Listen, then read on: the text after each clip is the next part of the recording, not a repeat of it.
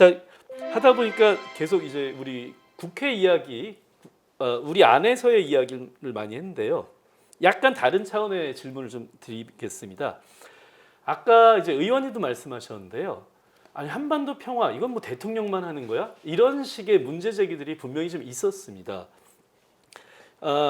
그런데 사실 저는 뭐 의원님들이 전혀 그런 걸 안 했다 이렇게 생각하지는 않습니다. 잘 알려지지가 않죠. 오히려 의원 외교라고 하는 것이 잘 언론에 노출이 잘 안 되거나 하긴 하는데 항상 끊임없이 이루어지고는 있죠. 네. 그래서 제가 좀 궁금한 것이 특히 이제 그 워싱턴 정가는 워낙 이제 우리 입장에서 중요하니까요. 워싱턴 미국을 포함해서 중국이라든가 일본, 우리 주변의 강대국들에 대한 한반도 평화를 둘러싼 의원 외교 활동 이런 것이 어떻게 좀 이루어져 왔는지 한번 소개 말씀 좀 부탁드리겠습니다. 네, 뭐 지금 현재 국회에는 각 나라별로 해서 의원들이 교류할 수 있는 나름의 이제 협회 같은 게 있습니다. 예, 예. 근데 의원 모임인데 그 의원 모임에서의 교류도 사실은 일회성에 그치는 경우가 많고요. 예. 생각보다 우리나라 의원들이 개선율이 높다 보니까 지속성을 가지고 이제 의원 외교를 의원 입장에서는 리드하기가 어렵습니다. 그래서 저는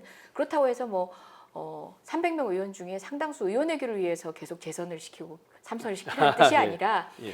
그러면 이 항상성을 유지할 수 있고 이 성과들을 축적해 나갈 수 있는 주체는 누구인가? 예. 저는 정부는 정부만의 외교 또는 의회는 의회만의 외교, 민간 외교는 민간만의 외교로 이렇게 영역을 분리해 버린 게 문제라는 생각이 들고요. 국회 안에서도 그 주체는 의원만 있는 것들이 아니라 보좌진 그리고 국회에 있는 수많은 국회 우리 공무원분들이 있습니다. 그분들도 우리 워싱턴만 하더라도 재외공간에 입법관으로 나가 계시고요. 그분들이 또 이번에 공공외교를 도와주시게 됐습니다. 오히려 외교부의 공무원들보다 폭넓은 시각으로 지원을 해주셨어요. 이제 외교부 공무원들은 워낙 또 여러 가지 업무로드가 높고 이제 과부하가 걸리다 보니까 그 상황에 이제 패턴화된 업무를 하시기 쉬운데 공공외교는 민간의 참여가 있고 외교부 입장에서는 프로젝트성 지원에만 그치고 더 이상 교류를 하지 않아요. 정보의 공유도 없고. 그런데 의외로 우리 입법관님들은 이제 그 부분에 있어서는 굉장히 유연하셨거든요. 등등 저는 여러 자원들을 이 이미 경계를 허무는 시대가 됐거든요. 국가의 정부의 공적 기능도 경계를 허물 때가 됐고 무엇보다 정말 외교의 앞날이 예측되지 않는 이런 다변화된 역학관계 안에 우리나라는 더 외교의 지평을 열어야 되고 그 섹터 구분을 부문별 구분을 장벽을 없애야 된다는 생각이 들고요.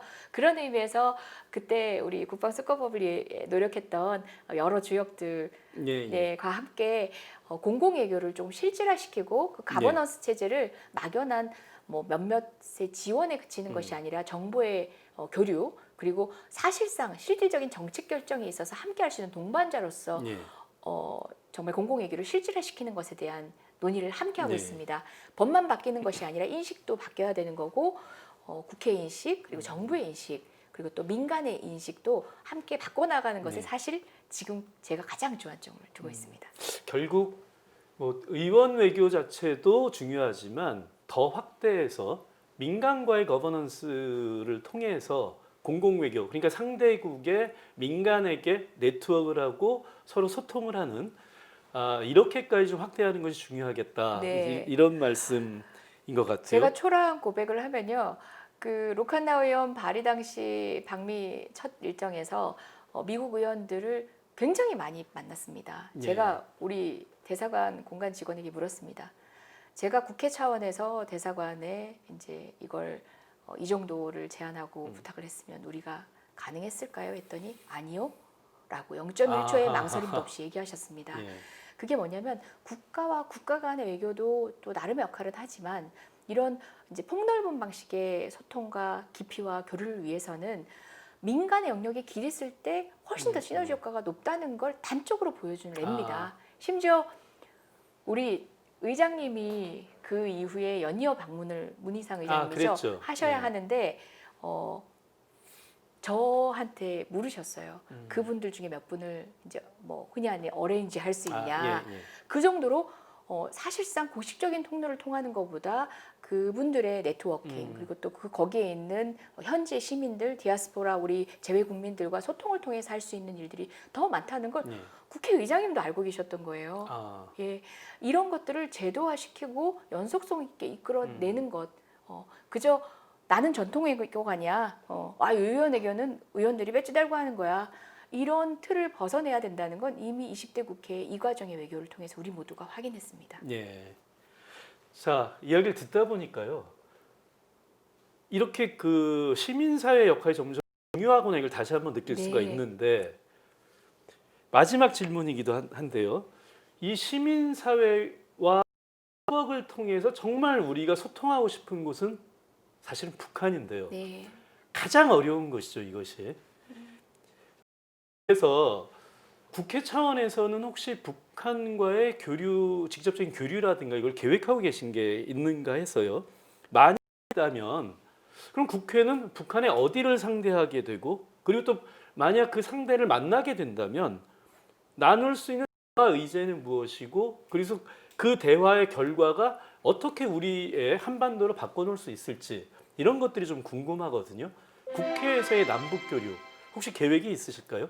네, 얼마 전 박병석 의장님께서도 국회 시작하는 상황에서 남북한 의회 교류의 필요성을 얘기하시고 제안을 하시겠다고 이야기했는데 이것은 비단 21대 국회 우리 박병석 의장님만 하신 게 아니라 이전 20대 국회에서도 네. 계속 노력을 했었고요. 그리고 실제 우리 이해찬 대표님이 대통령과 함께 방북하셨을 네, 때도 그러니까 그 차원에서의 제안을 하셨어요. 그러니까 제안을 공식적으로 하셨는데 여러 상황들이 맞물려 있어서 실제 성사되지 못했고 더 중요한 건 그렇게 그 틀로 만났다가 아니라 좀 체제가 다르기도 하고 네. 또 당장 뭐 중국과의 교류만 하더라도 국회라고 얘기하는 전인대와 우리나라 국회를 매칭시켜서 할 수 있는 통로가 사실은 넓지 않거든요. 하고 있는 역할들이나 각 국가에서의 위상이나 여러 가지 것들이 다르다 보니까 조금 다르죠. 우리 예, 국회와 뭐 네. 그나마 전인대가 비슷하겠지만 북한은 뭐 그렇죠. 최고인민회의 뭐 이런 예. 거겠지만 그- 우리 국회 역할과 그 나라에서 하는 역할이 조금 다르죠, 사실은. 네, 그리고 정치 지도자의 입문 과정도 다르고 예. 거기에서 역할도 다르고 아우를 수 있는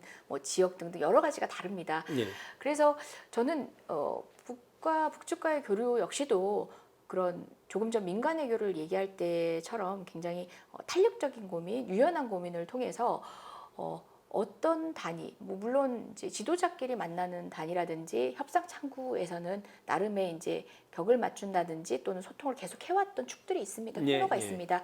그건 인정하더라도 다른 외교 같은 경우는 어떤 위치에 국한하지 말고 좀 여러 가지 모색들, 상상력을 더하는 것들이 필요하다고 보고요. 일례로 저는 뉴욕을 방문한 적이 있었을 때 뉴욕에만 유일하게 거주하는 우리 북한 공무원분들이 있지 않으십니까? 유엔 대표부 공무원분들을 학회에서 하루 종일 다른 석학들이 발표한 내용들을 같이 테이블에 들으면서 그 발표 내용들을 서로 코멘터리하면서 심지어 예민할 수 있는 탈북자 문제에 대해서도 서로 코멘터리하면서 하루 종일 앉아 있는 그 시간들조차도 저는 의원 외교 이상의 우리의 교류였다고 생각합니다. 뭐 그분이 북한에서 어떤 위치, 그때 뭐 김성 대사님도 계셨지만 그렇지 않은 뭐 참사관님도 있고 여러 급의 분들이 계셨는데요. 저희가 함께 할 수 있는 건 공식 회담장뿐만 아니라 때로는 그렇게 함께 참여할 수 있는 학회장도 있는 거고요. 또는 여성. 제가 금강산 방문했을 때는 또 여성단체분들하고 만나게 됐고요. 아이 키우는 엄마 입장에서 여러 가지 얘기들을 한참 동안 동행하면서 이야기를 하기도 했는데요. 여러 단위의 고민들을 좀 상상력 있게 붙여봤으면 좋겠습니다. 이 역시도 지금의 외교의 시대, 정말 냉전 시대 아니고요. 전쟁의 시대가 아니고 우리가 평화의 시대, 외교의 시대를 열어가는 입장에서는 보다 지금 제가 상상하고 있는 이상의 것들도 고민할 수 있어야 된다는 생각입니다. 예, 이제까지 이재정 의원님과 한반도 평화를 둘러싸고 특히 국회에서 할 수 있는 것이 무엇일까 이런 이야기들 좀 많이 계속 나눠봤습니다. 이제 오늘도 시간이 벌써 이렇게 됐네요. 자, 그러면 이재정 의원님 이제 마지막으로 저희 시청자분들께 마지막으로 당부하고 싶은 이야기 혹은 뭐 하시고 싶은 이야기 마지막으로 인사말 겸해서 부탁드리겠습니다.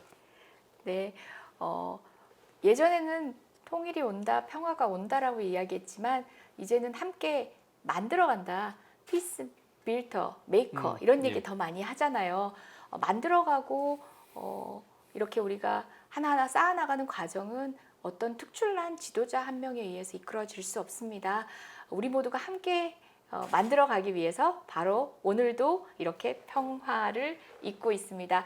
여러분과 함께 손맞잡고 계속 평화를 이어나가겠습니다. 우리 모두 조금 더 힘내고 함께하는 평화의 시대는 반드시 행복할 겁니다. 고맙습니다. 예, 의원님 말씀 잘 들었습니다. 한반도 평화를 위한 의원님의 활동 항상 응원하겠습니다. 오늘 나와주셔서 대단히 감사합니다. 네, 고맙습니다. 자, 피스튜브의 찾아가는 인터뷰 앞으로도 계속됩니다. 많은 관심과 시청 부탁드리고요. 늘 마지막에 하는 얘기 구독, 좋아요 역시 또 오늘도 부탁드리겠습니다. 감사합니다.